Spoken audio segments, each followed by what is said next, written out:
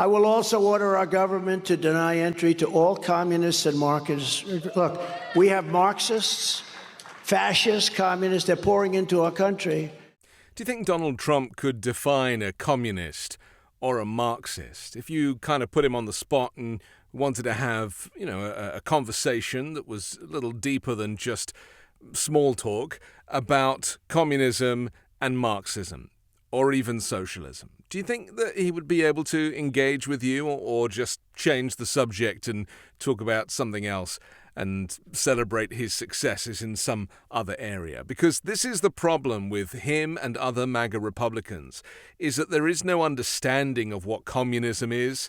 Historical communism, understanding the difference between that and, say, communist China, and how the branding of communism is used as a kind of weaponized method to confuse people or give people a false sense of security, or even give societies a false sense of security. To think that they're living in a socialist country when in fact they're living in a dictatorship. You see, it's so nuanced, and yet Donald Trump is labeling people with language that he doesn't really understand. Deny entry to all communists and Marxists.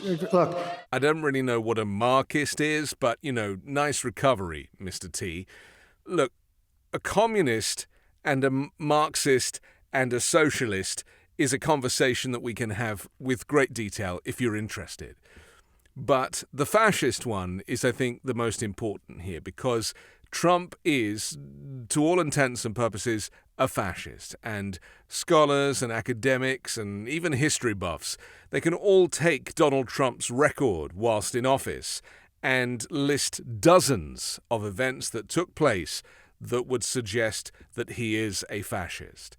Now, you could not say the same for Joe Biden, but unfortunately, by projecting the fascism phrase and putting it on Biden, he is trying to deflect his own fascism. Now, whether or not he realizes he's a fascist, that's a conversation for another day. That's beyond my pay grade. But I recognize that, gassing civilians who are peacefully protesting or making people disappear on the streets of Portland, disappearing people in unmarked vehicles with unmarked military, or even the photo op with the Bible outside a church that he doesn't worship in.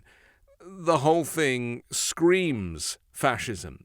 But to have him explain out loud that he wants to take people coming into the country and to find out their political ideology and to see if they're a Marxist or a socialist or a communist and not let them in, that in itself is fascism. And this is the great irony of Donald Trump, because he doesn't understand the definitions.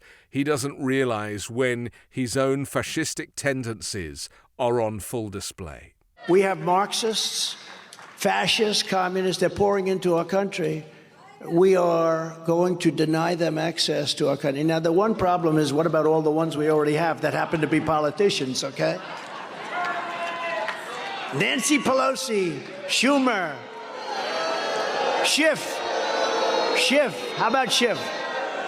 Shifty Schiff. And then trying to turn it onto politicians who currently hold office. Now, remember, Donald Trump does not currently hold office.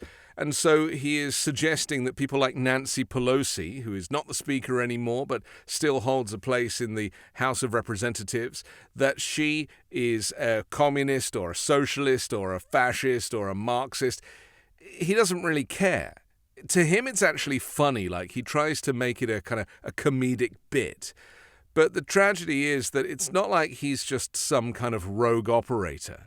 He's the former president of the United States, who is using this terminology to describe the former speaker of the United States, who has been in Congress for decades.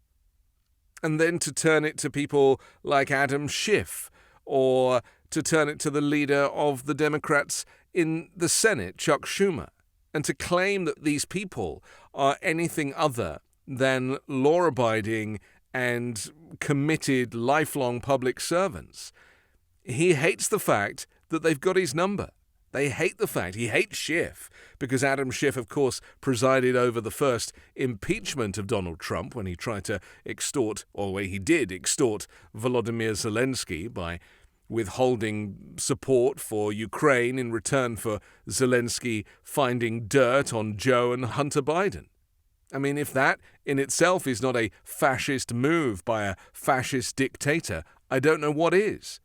And so we are constantly presented with this hypocrisy and this irony, where you have Trump supporters shouting fascist at Democrats. You know, the whole point of being a Democrat is that you are pro-democracy. You are the opposite of fascist. You want everybody to vote, you know? And I noticed Mike Pence said the other day, you know, when he was being criticized for not going along with Donald Trump when it came to certifying the election. And, you know, he said, oh, well, there are some states that changed their voting because of COVID. Yeah, they tried to allow more people to vote. And this is the thing with Republicans. They don't want people to vote because they know that the more people that vote, the less chance they have of winning elections. And the reason is because most people have progressive and liberal and just normal leanings. They are not extremists. They are not far right. They are not divided. They're just regular Americans like you. And unfortunately, the idea of everybody having a free vote is not something that Republicans want. And you can look at multiple states and jurisdictions, and you'll see that, say, in Kentucky, for example, where Mitch McConnell presides, the reduction of polling places, fewer and fewer places to actually go and vote. In fact, I think he only has one polling place, like a super polling place, that people have to travel miles to go to. This is fascism, reducing people's access to their free right to vote.